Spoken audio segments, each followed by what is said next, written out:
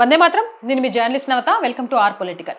మన్మోహన్ సింగ్ ప్రధానిగా ఉండగా దేశంలో ద్రవ్యోల్బణం ఎలా ఉంది, ఇప్పుడు నరేంద్ర మోదీ ప్రధానిగా ఉన్నప్పుడు ద్రవ్యోల్బణం ఎలా ఉంది?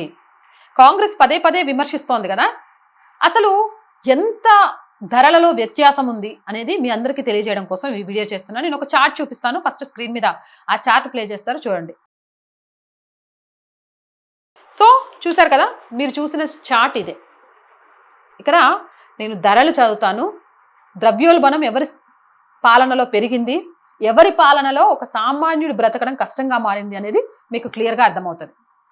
2004 నుంచి 2014 వరకు, అంటే మన్మోహన్ సింగ్ కాంగ్రెస్ ప్రభుత్వం అధికారంలో ఉన్నప్పుడు రేట్స్ చెప్తాను చూడండి.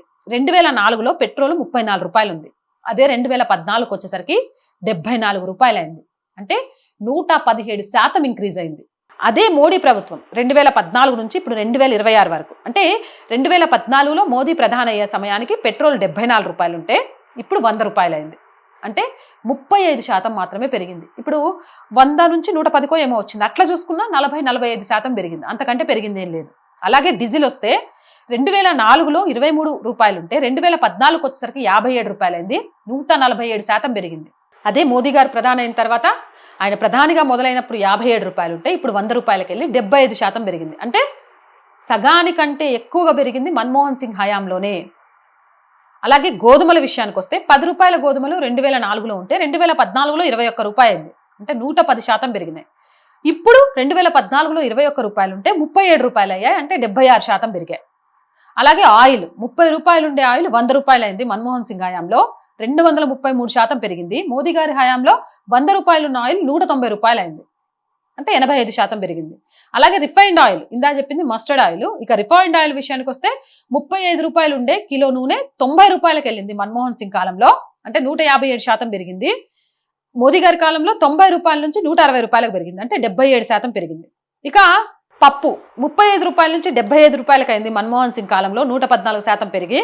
ఇక మోదీ గారి కాలంలో 75 రూపాయల నుంచి 122 రూపాయలకి వెళ్ళింది. అంటే 62% మాత్రమే పెరిగింది. ఇక షుగర్ 14 రూపాయల నుంచి 40 రూపాయలు అయింది మన్మోహన్ సింగ్ కాలంలో. 40 నుంచి 47 రూపాయలు అయింది. అంటే 18% పెరిగింది మోదీ గారి కాలంలో. ఇప్పుడు చెప్పండి, ఎవరి కాలంలో ఎక్కువగా ధరలు పెరిగాయి? ఒక దశలో సుమారు 13% చేరుకుంది మన్మోహన్ సింగ్ కాలంలో. ఇప్పుడు సంపాదన పెరిగింది. ఒకప్పుడు కూలికి వెళ్తే ఎంత ఇచ్చేవాళ్ళు, ఇప్పుడు కూలికి వెళ్తే ఎంత ఇస్తున్నారు? అంటే పెరిగిన సంపాదనకి అనుగుణంగానే ధరలు పెరిగాయే తప్ప విపరీతమైన ధోరణిలో మన్మోహన్ సింగ్ కాలంలో ఉన్నట్టుగా ఏమీ పెరగలేదు. ఇప్పుడు ఒక బూచి చూపిస్తూ ప్రజలను భయభ్రాంతులకు గురి చేస్తున్నాయే తప్ప అసలు వాస్తవాలు ఇవి. ఇప్పటికైనా ప్రజల మేలు కోరే నాయకుడు ఎవరు అనేది అర్థం చేసుకోండి. ఇంతకంటే నేనేం చెప్పాలనుకోవట్లేదు. మీరేమైనా చెప్పాలనుకుంటే కామెంట్ చేయండి. జై హింద్, జై భారత్. అండ్ మోర్ వీడియోస్ కోసం our group of channels, our voice, our political, our సంస్కృతి మూడింటిని వెంటనే సబ్స్క్రైబ్ చేయండి. అలా కంటెంట్ బాగుంది అనిపిస్తే లైక్ చేయండి, షేర్ చేయండి. మీ అభిప్రాయాన్ని కామెంట్ చేయండి. ఆర్థికంగా సపోర్ట్ చేయాలంటే స్క్రీన్ మీద గూగుల్ పే, ఫోన్ పేతో పాటు అకౌంట్ డీటెయిల్స్ ఇచ్చాము. మీకు తోచిన సహాయాన్ని అందించండి. వ్యాపార ప్రకటనల కోసం 8328500576 నెంబర్ని సంప్రదించండి. జై హింద్, జై భారత్.